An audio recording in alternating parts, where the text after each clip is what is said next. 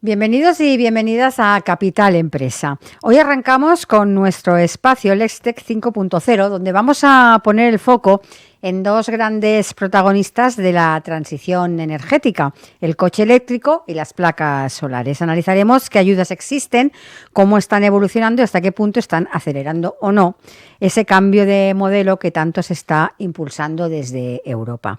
Y en la segunda parte del programa cambiamos completamente de plano, pero no de nivel de importancia, porque mientras avanzamos en la digitalización, crece también una de las mayores amenazas para empresas e instituciones, los ciberataques, cada vez más frecuentes, más sofisticados y con un impacto directo en sectores críticos como la banca, la energía o el transporte. Un fenómeno que ya no es solo tecnológico, sino claramente estratégico y que obliga a replantear la seguridad, la gestión del riesgo y la propia continuidad del negocio. Dos bloques, dos realidades distintas, pero un mismo hilo conductor, cómo adaptarse y protegerse en un entorno cada vez más complejo. Así que arrancamos Capital Empresa.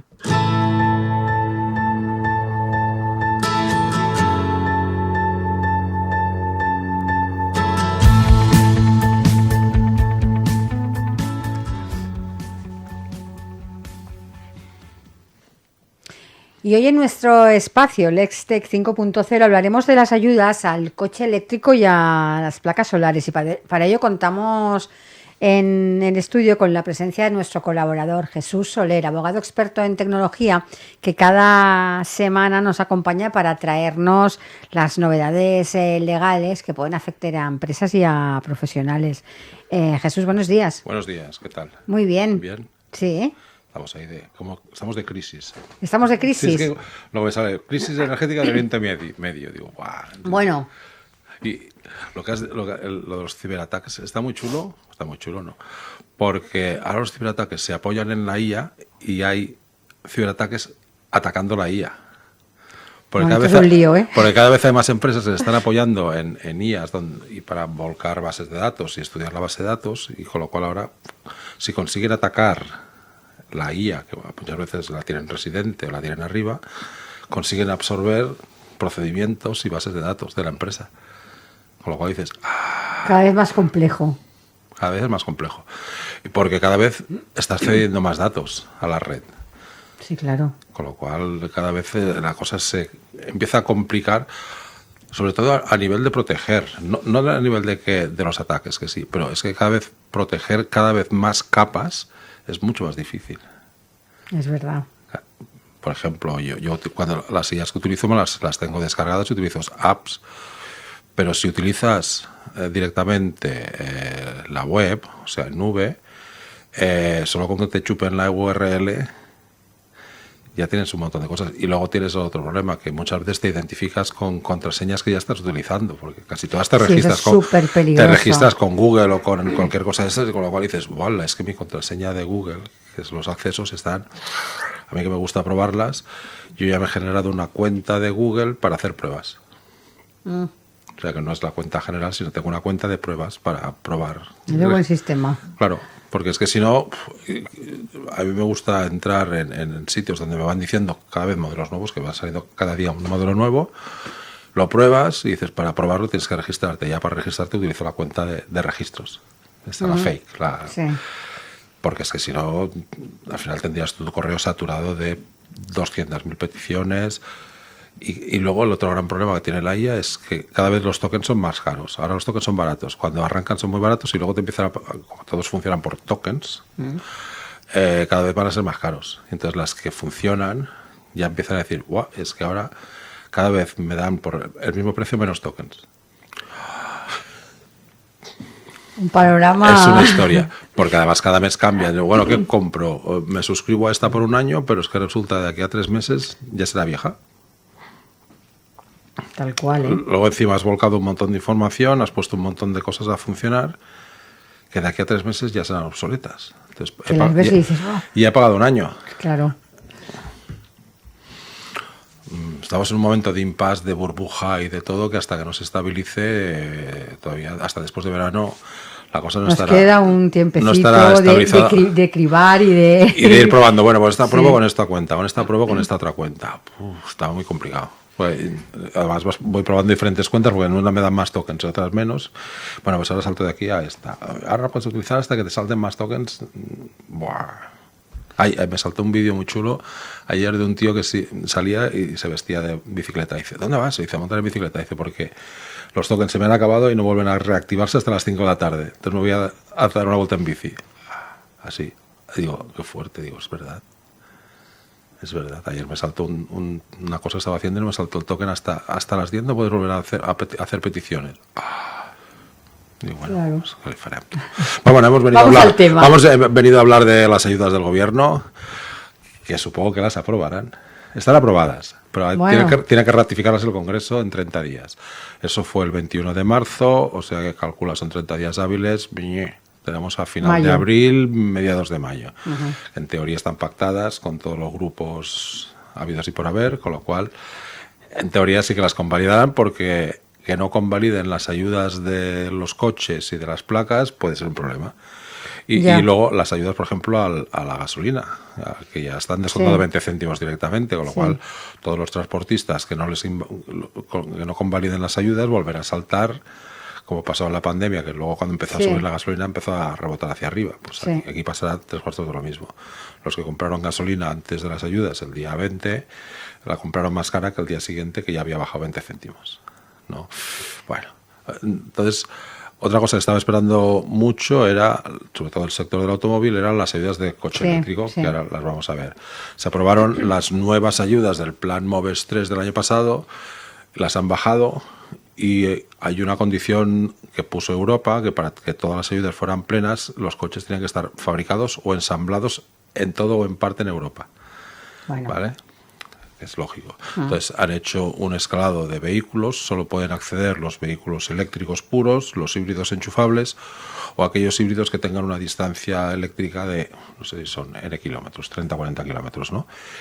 Y para que tengan toda la ayuda, que son 4.500 euros, tienen que estar todo en parte ensamblado en Europa. Y si no, solo son 3.500. O sea, hay 1.000 euros más de premio para los que ensamblen algo del coche en Europa. ¿Qué es lo que están haciendo las empresas chinas? Unos porque pueden acceder porque son parte de o están invertidos con compañías europeas. Por ejemplo, hay varias marcas, que está el grupo Stellantis, el de Citroën y Peugeot, que tienen inversiones en China, y eso se consideran, entre comillas, que en todo en parte un ensamblaje europeo. La otra grande china, que es BYD, está abriendo fábrica en Hungría para ensamblar baterías, las baterías nuevas, y el sistema que van a hacer de recarga nuevo también lo van a hacer, lo están implantando en Europa, con lo cual tendrán también la ficha de coche, entre comillas, con CE europeo, y también podrán acceder a esos últimos 1.000 euros. Y el resto, los que son chinos puros, pues no, esos tendrán solo 3.500 euros de ayuda, que está bien. Los puedes pedir en el concesionario, pero los concesionarios todavía no saben cómo tramitarlo, con lo cual acabas tramitándolo tú. Cuando te llega el coche, el bastidor y lo que sea, pues ya te pones a hacer la tramitación y tienes derecho a esas ayudas de 4.500 o 3.500 euros que te abonarán algún día en cuenta, porque no es directo. O sea, lo que se quería que el concesionario o el fabricante hiciera el abono directo contra el precio, que es lo que se pretende. Entonces, pero eso tiene trampa, porque si le aplican directo contra el precio, rebajan el IVA, y al Estado tampoco le interesa. Vale. Entonces, tú pagas el coche íntegro. Tú pagas el coche íntegro, luego te hago el abono a ti, y tú descuentas lo que te da la gana, o si lo has pagado, pues eso que te llevas, y si no lo has pagado, pues eso que te descuentas del préstamo. Bueno, pero tú sigues pagando el IVA al 21% sobre el franco a fábrica. En cambio, si la ayuda la aplico directamente al fabricante, rebajo el franco fábrica y cobro menos IVA. Tampoco me interesa mucho. Ya, claro. ¿No? Vale, entonces, y esa ayuda alcanza el coche, alcanza la instalación del cargador también. O sea, el cargador tiene una ayuda también, si tiene que tener una potencia N, y te puede llegar la ayuda hasta 1.500 euros de instalación. Los cargadores allá no valen eso. Antes sí que tenías que poner un wallbox en casa para poder cargar el coche y la leche. Ahora es mucho más simple. Y ahora es muchísimo más simple. Hay cargadores que son portátiles que valen 200 euros y con eso ya para estar en casa, que lo vas a tener toda la noche cargando, no te hace falta. Lo puedes enchufar a un enchufe normal y ya no te hace falta poner un wallbox ahí para hacer carga rápida. Pero bueno, que si lo quieres hacer, o comunidades, también la ayuda alcanza a viviendas particulares, a casas o a viviendas multifamiliares donde en el parking pues vale, también, puedes poner un puedes poner un wallbox y eso. Y la otra gran ventaja que tienen los que se compran un coche eléctrico es que tiene una deducción del 15% en la renta del año siguiente a la compra. O sea, por ejemplo, si te lo compras hoy, quiere decir que eso entrará en tu renta del año que viene hasta un tope de 20.000 euros. Los coches no pueden costar más de 45.000 euros y tienes un tope de 20.000 euros que te descuentas de la renta. Eso quiere decir que 3.000 euritos que te rebajas de la base imponible. No está mal. No es dinero constante porque esa rebaja de la base imponible va contra el tipo marginal. Que al final, depende de tu tipo marginal, si es muy elevado, pues va a ser un 20, un 30%, y si es pequeño, pues un 10 o un 15. Pero bueno, al final la renta te vas a deducir 300, 400 euros, 3.000 directos de la base imponible, que bueno, pues al final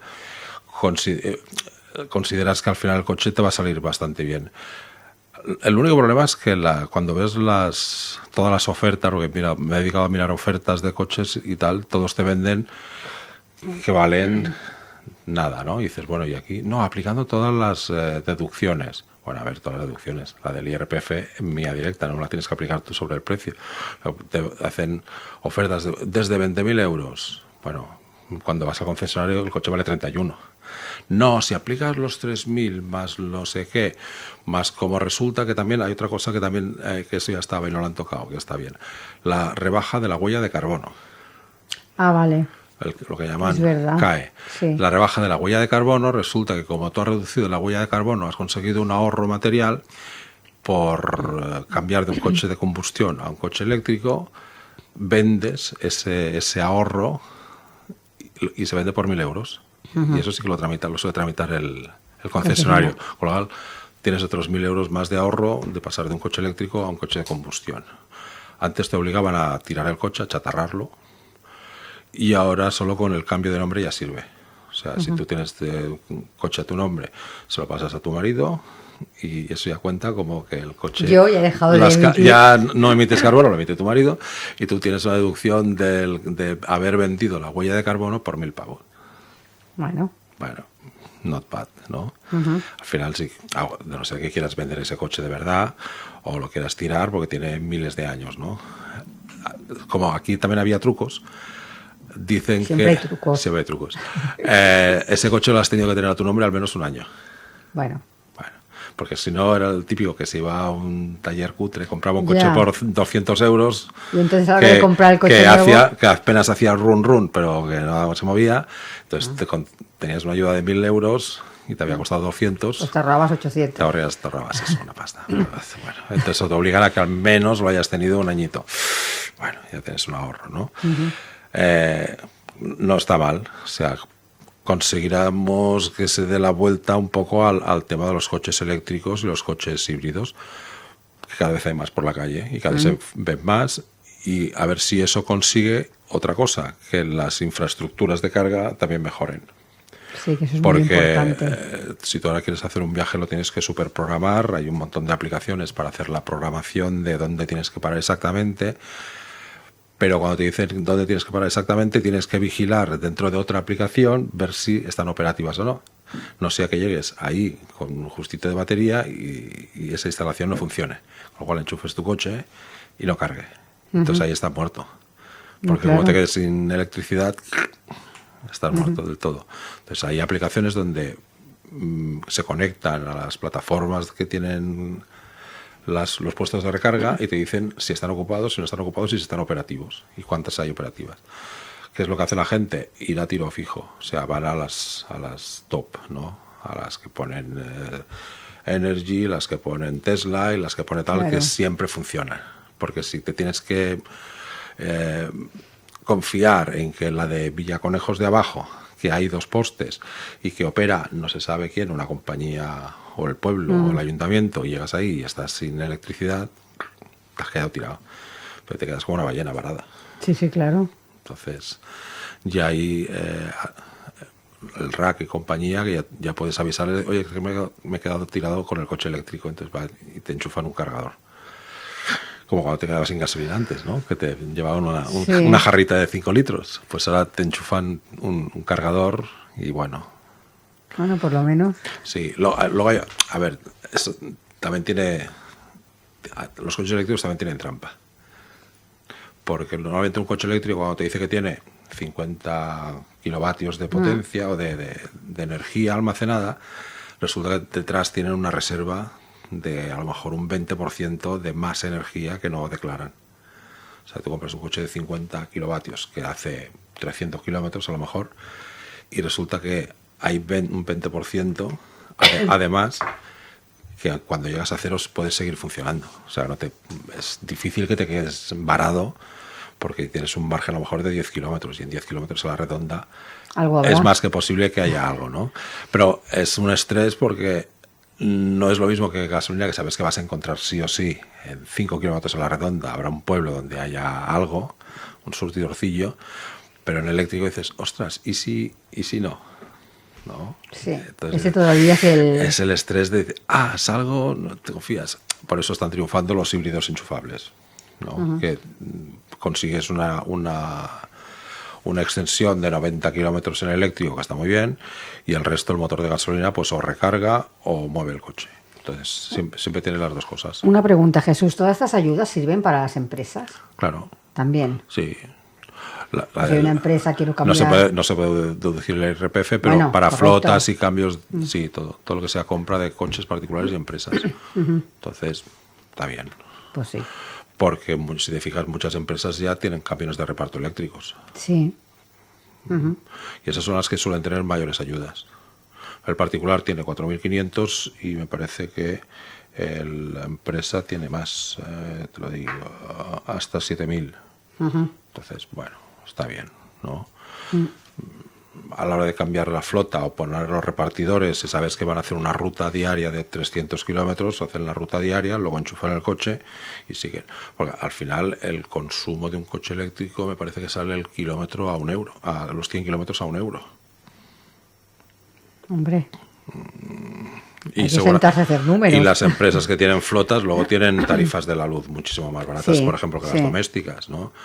Y claro, llegan, enchufan el coche en la base y les cuesta a lo mejor 0,50, 0,70 cada 100 kilómetros, que está bastante bien. Pues sí. Claro, entonces dices, sale a cuenta. Y luego tiene otra gran ventaja, que los coches eléctricos tienen muchísimo menos mantenimiento, tienen menos piezas.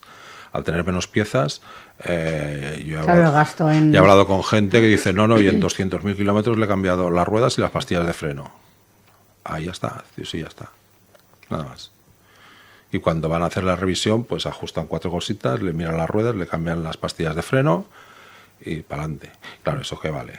Poco. En cambio, cuando tú llevas un coche de combustión, que si el filtro del aceite, el filtro del agua, sí, el filtro del aire, le cambias los aceites, del cambio, revisas el no sé qué, y al final dices, ese mantenimiento es muchísimo más caro que el de un coche eléctrico. Hablas con taxistas que tienen Teslas, que ellos pensaban que también era la panacea y tampoco lo es, ¿no? Claro, el mantenimiento es 0, muy poco. Entonces es una gran ventaja. Y en paralelo para los particulares y también para las empresas hay ayudas para la instalación de placas. Sí, eso también es importante. Y para las empresas, creo yo, claro, con el sol que tenemos aquí, los polígonos que tenemos, que pueden estar llenos todos de placas solares. Sí, el otro día pasaba por un sitio que hacía mucho no pasaba, por Roda de Ter, y a la salida de Roda de Ter hay un matadero de cerditos muy grande. Pues han hecho no es una explanada, han hecho una especie de nave que parece como aparcamiento, porque ellos tienen una flota de camiones muy grande y toda la parte de arriba son placas, ¿no? Con lo cual hay los coches de reparto de toda la zona de Vic, Usona y todo aquello, ya meten el coche ahí, cargan directo contra las placas solares. Está muy bien. Pues sí. Entonces las ayudas de placas solares alcanzan lo que es la placa, lo que es la instalación y lo que es la batería. Con lo cual dices, Las placas es lo más barato que hay hoy en día. Sí, hoy en Una día placa sí. solar vale... Antes costaba muchísimo. En el Leroy Merlin vale 80 pavos una placa. Antes era 400, 500 euros. Sí. Y hoy en día una placa son 80, 90, ¿no? Hay placas autoinstalables incluso que Sí. son casi flexibles, que las puedes Sí. poner en el balcón con 2 alcayatas y tienes unas placas y no te generan una gran cantidad de luz, pero por ejemplo, si tienes un coche eléctrico, pones esas placas, lo lanzas abajo, montas una mini batería y el coche te sale gratis. Sí, Y a lo sí. mejor te ha costado la instalación 900 euros. El otro día me salió una instalación de baterías portátiles o flexibles, o algo que quieras, que son 2 placas que la ponías en la pared con 3 tornillos, el inversor, mejor dicho, y una batería. Y el cable, pues lo podías hacer de la distancia que quisieras y te salía todo el montaje 900 euros. Entonces dices, bueno, ¿cuánto voy a tardar en gastar gasolina para 900 euros? Hombre, depende de lo que... Claro. Depende de lo que hagas al año. No, al final, si haces número, al final te sale a cuenta. Claro, se la cuenta. Y solo que hagas un viaje, cuentas un viaje, que el coche te gaste por lo poco 7 litros y hagas 1000 kilómetros, ya has gastado, pues eso. Y entonces cuentas, dices, bueno, 70 litros ya son 140 euros. Si lo hago ida y vuelta, ya son 240. Si he puesto las placas más no sé qué, más el resto del consumo del año, ya está. Sí, es que aquí los números salen sí o sí. Antes no salían porque las placas valían pues 400 euros y tenías que poner 6 placas, pues bueno, pues ya te costaba una pasta, más la instalación, más la autorización, más la legalización. Sí, el único problema que yo veo en este decreto es que te obligan a que antes y después hagas un certificado de ¿cómo se llama? Un certificado de... ambiental, esto que se hace con las casas. Sí, el energético. De energético, esto. Antes y después, para comparar que antes era Sí. N y ahora es N menos lo que sea. Bueno, es otro negociete de los ingenieros, los arquitectos o de alguien que se le ha ocurrido, no, pues tenemos que garantizar que hay un certificado energético antes y después para ver que realmente Para la mejora. que hay una mejora. A ver, por definición, si tú lo que haces es pagar o subvencionar unas placas, por definición hay una mejora. Sí, ya, por naturaleza ya, es obvio que va a haber una mejora. Y aunque fuera solo para reponer las placas antiguas, porque las modernas contra las antiguas, una placa de ahora, con una placa de hace 5 años, ya el consumo, la producción eléctrica es muchísimo más alta que hace 5 años y también vale mucho menos. Con lo cual dices, es que sí o sí, aunque solo sea por sustituir placas unas por otras, Hay mejora. ya hay mejora, por Sí. definición. Con lo cual, ¿para qué hace falta un certificado? Bueno. Y una legalización? A veces sale más a cuenta... si es barata, oye, voy directo y me ahorro todo un montón de papeleo. Si realmente te has gastado una instalación de 10 placas más el instalador y te has gastado 8.000 euros, pues hombre, vale, venga, que consiga 3.000 euros de directas y otro 15% en renta hasta con una base de 10.000, o sea, otros 1.500 en la renta el año que viene, pues bueno, al final sí me ha salido a la mitad del coste. Pero bueno, tienes que hacer todo el resto del papeleo de la legalización, de los certificados energéticos, etc. Bueno, es un poco farragoso, ¿no? Pero bueno, al menos dices, estamos promoviendo que realmente se haga una instalación cada vez más seria. Las baterías cada vez son más potentes. Ahora montar una batería y la pones en tu casa y luego enchufas el coche a través de la batería para ir generando. Con el apagón también se ganó mucho con eso. Por la gente cada vez dice, oye, pues tener una batería ya no son tan caras, ya me pueden dar utilidad si hay otro apagón porque las tengo siempre cargadas y si hay algún problema por la noche retorno la electricidad a casa. Lo cual, bueno. Y para las empresas pasa como en los coches, que tienen más ayudas en este caso, más Sí. incentivo para la instalación. Y luego una deducción sobre el impuesto de sociedades, bastante bestia. Con lo cual dices, bueno, las empresas que cada vez pongan más placas y sean más autosuficientes, lógicamente en el impuesto de sociedades pueden acelerar la deducción y encima se descuentan el gasto directamente. Y tiene una subvención directa más la subvención que va con el impuesto de sociedades. Para las empresas es muy interesante el utilizar todos los tejados de las empresas para generar electricidad y luego lo importante es que lo puedan almacenar, porque ahora resulta que España empieza a ser ya excedente al mediodía de electricidad. y como no hay todavía capacidad de Suficiente de almacenamiento, almacenaje. entonces ahí tenemos un problema. Pero al mediodía, por ejemplo, en los meses, ahora empezará ya, el mediodía tenemos Sí, sobrante. sí, a partir de mayo ya. Ahora podríamos empezar a vender electricidad. O sea, si encontrar una fuente de condensación de electricidad, de Si la hubiésemos energía. hecho los deberes a tiempo. Pero hay países, por ejemplo, el otro día vi que Noruega está instalando piscinas, embalses de agua caliente. O sea, una de las formas de concentrar la energía es generar calor, lógico. Sí, claro. Entonces, con el excedente de electricidad de las horas que les sobran, calientan agua, lo embalsan y con eso generan hidrotermia, o sea, que Sí, sí, sí. generan calor para calefacción. Bueno, Entonces digo, qué curioso, ¿no? O sea, si no la puedes almacenar en una batería normal todo lo que sea de litio y tal, aprovechamiento dices, está bien. no, el sobrante calientas agua y lo embalsan. Digo, mira, qué moderno. Es una forma de utilizar la energía que no se desperdicie, que lo cual está bien, porque al final, si haces estudios de utilización de energía, ves que el motor de un coche, la eficiencia es de un 20 y pico %. O sea, todo el resto del petróleo que gasta un coche se pierde. Un motor de un coche eléctrico, la eficiencia es de un 50%. Dices, bueno, no está mal. No. Si el motor de gasolina lo utilizas para recargar el motor eléctrico, la eficiencia es de un 40 y mucho por ciento. O sea, estás un 15 o un 20% por encima de la eficiencia térmica de la gasolina. Y dices, ostras, la cantidad de energía que hemos desperdiciado durante años con el petróleo. Pues eso, están dando la vuelta y es muy interesante. Pues Jesús, como siempre, muchas gracias por la información. Creo que es interesante que, Todos con coches eléctricos. Que empecemos a hacer números, porque a la larga seguro que nos vale la pena. Siempre. Pues Jesús, nosotros nos vemos la semana que viene. Hasta la semana que viene. Hasta luego. Adiós.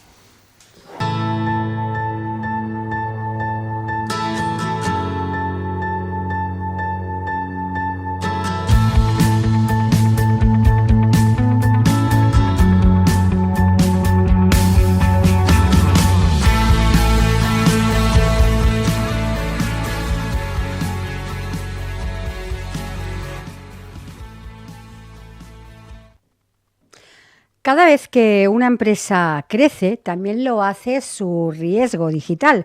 En España los ciberataques no dejan de crecer, más incidentes, más sistemas vulnerables y lo más preocupante, cada vez afectan más a sectores críticos como la banca, la energía o el transporte. La pregunta ya no es si estamos protegidos, sino si realmente sabemos dónde están nuestras debilidades. Para entender qué está pasando y qué pueden hacer las empresas y directivos ante este escenario, hoy hablaremos con el señor Sancho Lerena, el CEO de Pandora FMS y uno de los mayores expertos en gestión IT y ciberseguridad en nuestro país. Señor Lerena, bienvenido. Hola, buenos días. Para empezar, los datos nos hablan de un aumento del 26% en incidentes de ciberseguridad en España. ¿Estamos ante un problema puntual o estructural? No es un problema, yo creo que es la tendencia mundial en general. Tenemos que entender que cuanta más tecnología tengamos, cuanta más tecnología usemos en nuestro día a día, más problemas de seguridad vamos a tener. Esto es simplemente acostumbrarnos, entenderlo, y igual que pasa con los coches, y cuando empezaron la industria del automóvil, el cinturón de seguridad era una cosa opcional y ahora a nadie se le ocurre subirse al coche sin ponerse el cinturón.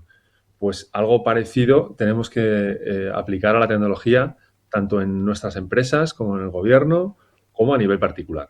Esto afecta a todas las industrias porque todas las industrias utilizan cada vez más tecnología.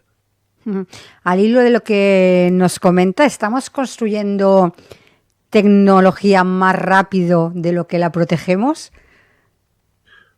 Bueno, ya sabes lo que dicen los científicos y los ingenieros, ¿no? Que ellos desarrollan ciencia, hacen inventos y luego la humanidad los usa para algo que no tenían pensado, ¿no? Pues esto también ocurre un poco con la informática y con la ciberseguridad, ¿no? Ahora tener el banco al alcance de la mano en tu teléfono es muy cómodo. O sea, es una ventaja que creo que todo el mundo la puede ver en tiempo, ahorro, etcétera, etcétera, etcétera. Pero también a alguien se le ha ocurrido una forma de robarnos el dinero de una forma diferente, que antes no se podía. Ujú. Así que tenemos que ser conscientes de que cuando adoptamos la tecnología, uno, hace falta dedicarle un tiempo a entender cómo funciona, o sea, en el caso de las empresas, a formar en el uso de esa tecnología y a entender las implicaciones de seguridad que tienen. Y dos, igual no hace falta que adoptemos todo lo nuevo de forma instantánea, ¿vale? Ujú. En este país, de hecho, tenemos todavía una brecha respecto a países del norte de Europa o Estados Unidos en digitalización. ¿Qué es Ujú. la digitalización? Pues es, para entendernos un poco, si nos ponemos en la cabeza cómo funcionaba una empresa en los años 80, había mucho papel en las mesas, ¿de acuerdo? Había muchos procesos que eran de llamadas, de teléfonos, de hablar con personas. 40 años después, en muchas empresas eso ha cambiado. Ahora entras en una empresa y vas a ver solo ordenadores, no vas a ver papel, pero en muchas empresas todavía sigue habiendo papel. El Ujú. problema es que a la gente que todavía no está preparada para hacer ese salto, como que a veces se la empuja de una forma muy rápida a la digitalización. Cuando eso ocurre, no se han utilizado los recursos, es cuando más riesgos de seguridad hay. Ujú. Porque la seguridad es una cosa compleja, es una cosa que lleva su tiempo entender y a veces se invierte, y es lo que yo sí que veo personalmente, que se invierte más en comprar productos empaquetados que vienen de fuera que en formar a nuestra gente para usar lo que ya igual tenemos. Ujú. Y eso sí que es un riesgo, porque no da más seguridad comprar un producto más caro o un producto extranjero. La seguridad te la dan las personas y te la da entender el uso de la tecnología que tienes. Ujú. Al inicio de la entrevista hablaba de ese dato, ¿no? Del aumento del 26% en incidentes de ciberseguridad, pero los ciberataques a sectores, llamémosle esenciales, han crecido en un 17%. ¿Estamos preparados para un ataque serio que afecte a infraestructuras críticas? Aquí hay que hacer una reflexión, porque el sector de la ciberseguridad, uno de los factores que utiliza para vender, obviamente, es meter miedo. ¿De acuerdo?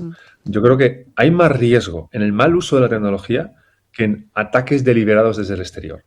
No hay ni más que ver ahora mismo la situación geopolítica para entender que hacen más daño los misiles y hacen más daño muchísimas otras cosas que los ataques cibernéticos. Es cierto que puntualmente sí que ha habido, hay casos históricos, ¿no? Bueno, pues cuando desmantelaron una central nuclear, los servicios de inteligencia israelíes. Hay casos puntuales como de ciberguerra, ¿no? Sí. Pero yo creo que hace más daño, y de hecho, históricamente, ahí vas a ver más notas de prensa que hablan de se paró el aeropuerto porque ocurrió no sé qué. Eso no fue un ataque, fue que alguien directamente hizo mal su trabajo. O bien un fabricante de software que distribuyó una versión incorrecta de la actualización, como pasó con CrowdStrike, que es un fabricante de los mayores de seguridad, paró el aeropuerto de Londres durante, bueno, eso fue un ataque, fue un fallo mundial que afectó a aeropuertos, a todo tipo de infraestructuras, porque claro, todo tipo de infraestructuras críticas que utilizan software crítico de seguridad, el propio software crítico de seguridad paró las tecnologías. Imagínate. O sea, el que te tiene que defender te bloquea los sistemas. Esa fue uno de los ataques no, pero no fue un ataque, fue un fallo más críticos que ha habido en infraestructuras públicas. Y no fue un ataque, fue un mal uso de la tecnología. Por eso digo que realmente el mayor enemigo ahora mismo para nosotros es la debilidad de los sistemas que nosotros ponemos muchas veces, por falta de información y por prisas en la tecnificación de las empresas y de los organismos. Por lo que usted nos está comentando, podríamos decir que por mucha ciberseguridad o seguridad que pongamos en nuestros ordenadores, el fallo siempre está en la última persona que aprieta la tecla. Totalmente. Y eso sí se puede corregir. También comprando software, comprando servicios, pero cambiando un poco la perspectiva a las personas. No solamente a comprar productos mágicos y esperar que la tecnología, los problemas de las personas se resuelvan solo con soluciones de tecnología. Los problemas de las personas se resuelven con personas también. Hay muchas empresas que siguen viendo todo esto como un gasto, no como una inversión. Ahí es donde empiezan realmente los problemas. Ahí es donde empiezan los problemas, porque cuando tú diriges una empresa desde una hoja de Excel y no te das cuenta de que la empresa es el conjunto de personas que trabaja dentro y que hace y que produce un valor para otras personas y lo reduces todo a números, puede ser muy tentador, lo que te digo, ¿no? Solucionar problemas de personas simplemente con una solución tecnológica más barata o una nueva que te permite ahorrar en costes. No, aquí tenemos que entender que detrás de la tecnología siempre hay personas. Entonces, hay que asociar, en este caso, la tecnología a servicios relacionados con personas. Nosotros le vendemos un teléfono a una persona mayor, pero no le explicamos cómo se usa. Luego ocurre que a esa persona mayor la engañan utilizando su teléfono que no conoce. Lo mismo se puede aplicar a la administración pública. Les montamos un sistema maravilloso de reservas de no sé qué, no sé qué, no sé cuántos, pero no hay personas detrás que lo mantengan bien. Con lo cual, luego el sistema da problemas y se considera que es un riesgo de seguridad. No, eso es un riesgo de mala digitalización. ¿Qué porcentaje de empresas diría usted que realmente sabe qué está pasando dentro de su infraestructura IT en tiempo real? Pues mira, justo esa es mi especialidad. Bueno, llevo 20 años trabajando en monitorización. Tenemos clientes en más de 60 países y es muy curioso porque nosotros realmente concebimos la monitorización como tú no puedes estar seguro de nada si no sabes lo que tienes dentro de casa. Parece obvio, ¿verdad? Sí. Pues cuando tenemos esa primera reunión con el cliente bueno, ¿tú qué tienes dentro? Hay un silencio incómodo porque la gente no está dispuesta a admitir que realmente tiene tanto caos dentro de su organización que necesita ayuda. Y estamos en lo básico, o sea, no es que me ha entrado un ruso por un ciberataque, no sé qué, no, que es que no sé ni lo que tengo dentro. O sea, por favor, que alguien me ayude a poner orden en el caos. Eso es un poco nuestra labor, poner orden en el caos y ayudar a la gente a que entienda qué es lo que tiene dentro. Una vez que sabes lo que tienes dentro, lo puedes defender. Pero si tú tienes un castillo con 100 ventanas, primero tienes que saber dónde están las ventanas y si están cerradas. No poner guardias ahí a lo loco, ¿no? Pues en eso consiste la seguridad informática muchas veces, en poner orden un poco entre tantas cosas que hay, tantos juguetitos tecnológicos que cada día salen en el mercado. Podríamos decir que la monitorización se ha vuelto un poco crítica o en este contexto, ¿no? Es decir, es esencial para una empresa, tal como usted nos dice, tener este sistema controlado paso a paso para que no ocurra nada.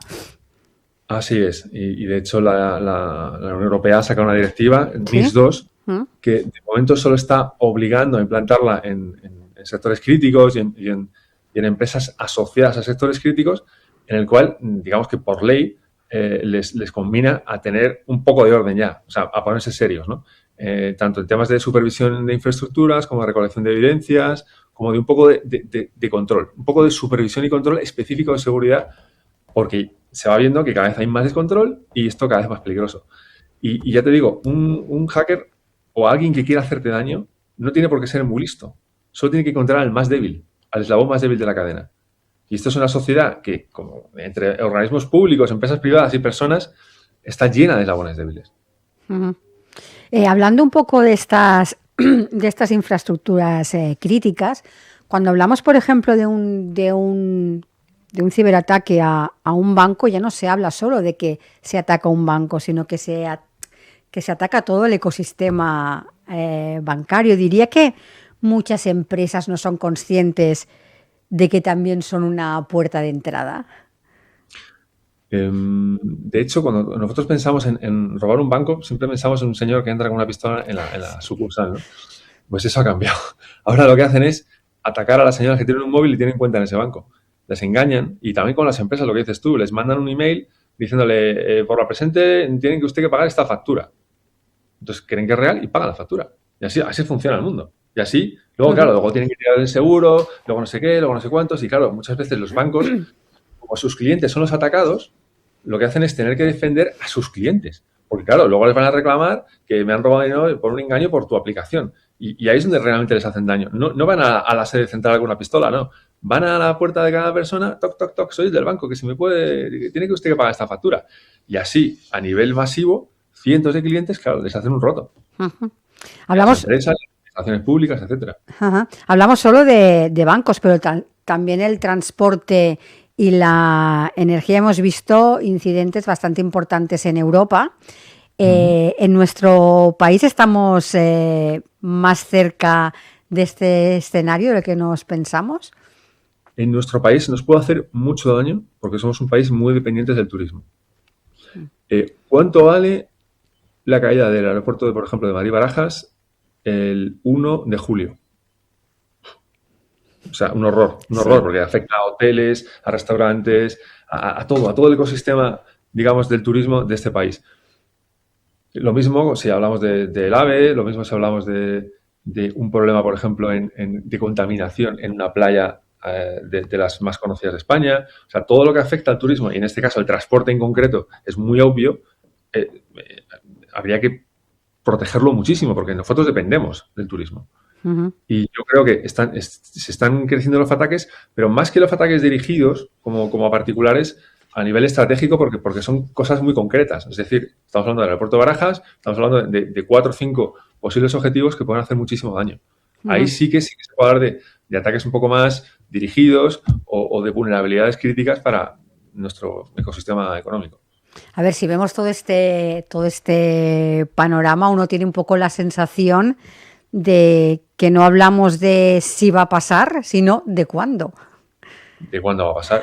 Y bueno, no hay más que ver los periódicos, ¿no? O sea, todos los veranos sucede algo y no suele ser un ataque dirigido. O sea, no es que los iraníes o los rusos se vayan a volver locos y vayan a atacar Barajas. No tiene ningún sentido. Lo más probable es que alguien haga mal su trabajo o simplemente porque no se está monitorizando. Esto pasó en el aeropuerto de Heathrow hace 6 años. Se fundió una máquina, una máquina, una de esas que están escondidas por ahí que nadie ve, y paró toda la facturación del aeropuerto durante 2 días. Imagínate, el daño de una máquina que vale, yo qué sé, 500 euros, 2 días enteros de facturación en Heathrow. Además, creo que era una temporada donde había mucho viajero. Ahí es donde hay que mirar. Ahí es donde hay que potenciar. El miedo, no. O sea, la gente sabe que el coche es un medio de transporte que tiene todos los años X accidentes, pero nadie deja de coger el coche. Lo que se hace es, de alguna forma, nos hemos concienciado con los años que si ABS, que si hay cinturón de seguridad, que si no se puede correr, que si no se puede coger el coche con copas. Pues hay que hacer exactamente lo mismo con la tecnología. Concienciarse de que la tenemos que usar, pero de una forma segura, y que hay que poner los medios. Ustedes defienden que no depender únicamente de solo un sistema, ¿no? Estamos pecando un poco de querer simplificar demasiado algo que de por sí es complejo. Sí y no. El querer simplificar es necesario, porque a veces, sobre todo pasa mucho en informática, que sale una cosa nueva y luego otra, y luego otra, y luego otra, y luego otra. Y son como capas que se van superponiendo. Y después una empresa que igual lleva trabajando 20 años tiene todas esas capas en un estrato geológico que tú haces lo que sea y afecta a todas. Y es caótico trabajar. Porque, claro, en la informática, como todos los mercados, te quieren vender una cosa nueva porque dicen que es mejor que la anterior, cuando no tiene por qué ser así, ¿vale?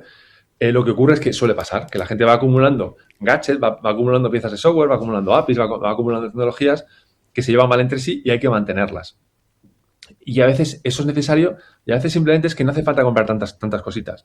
Sobre todo lo que ocurre en este país, que como fabricamos poco dentro, en general en Europa, poca tecnología IT, parece que todo lo que viene de fuera es mejor.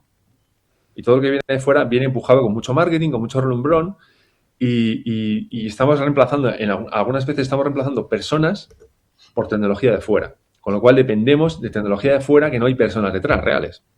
Y eso sí que es un problema muy gordo. Porque cuando la tecnología deja de hacer su trabajo, no hay nadie a quien preguntar, no hay nadie del que tirar y no hay nada que podamos reemplazarlo localmente, porque el ecosistema, digamos, de fabricantes de software y de fabricantes de tecnología en España y en Europa es escaso. Y tenemos una dependencia enorme, en este caso, de los americanos. A ver, cuando hablamos de todo esto, cuando hablamos de ciberseguridad, todo suena muy, muy técnico, pero también al final estamos hablando de decisiones de negocio. Para una pyme que nos esté escuchando, ¿por dónde debería empezar si quiere mejorar su ciberseguridad sin volverse loca? Antes de empezar, tiene que entender el riesgo que tiene de si no lo hace. Es decir, si dice, pues a mí no, ¿qué me va a pasar si yo no tengo todo mi negocio está basado en personas o en cosas que tengo físicamente? Me pueden engañar un poco, pero no es relevante. Otra persona puede decir, es que si pierdo el Excel donde tengo todos mis clientes, estoy muerto. O sea, al día siguiente pierdo el negocio.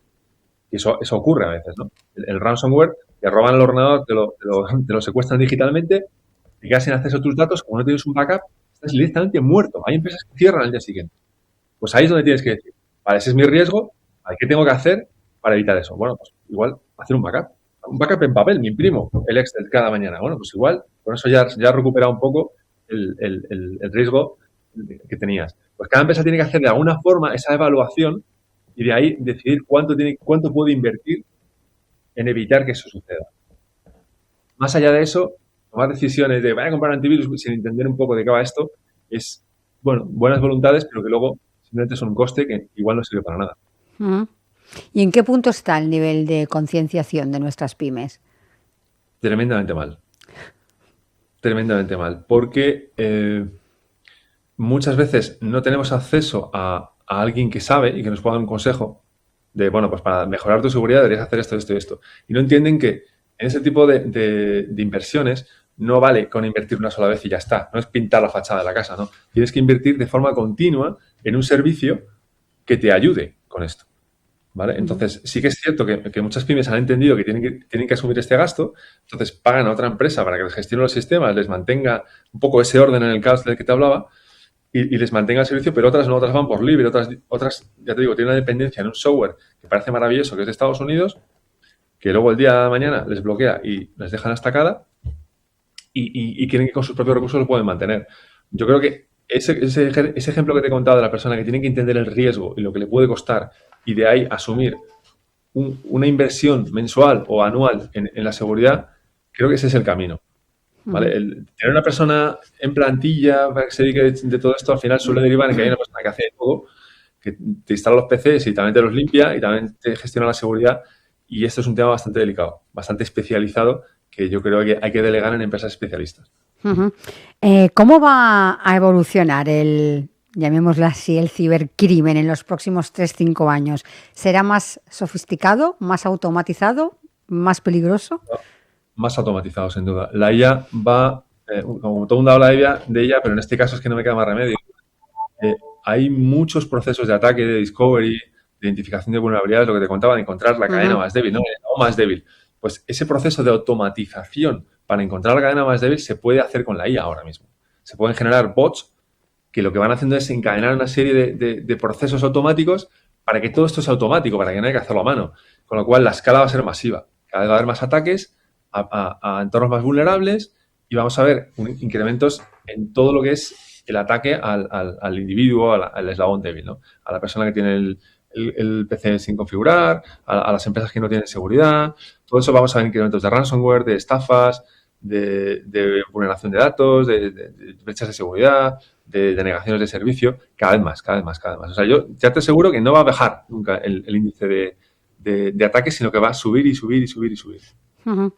Ya para ir finalizando, si tuviera que dar un único consejo a un CEO que nos escucha ahora mismo en el tema de ciberseguridad, ¿cuál sería?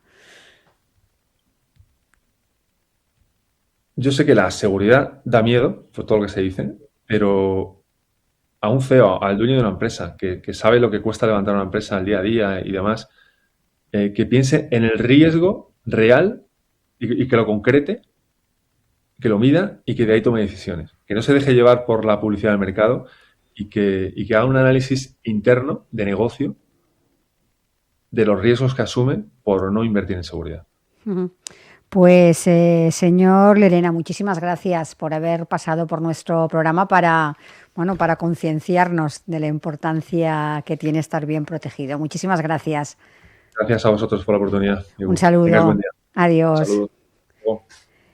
Y a todos ustedes les recordamos que volvemos mañana. Les espero, como siempre, en Capital Empresa. Así que hasta mañana y feliz día.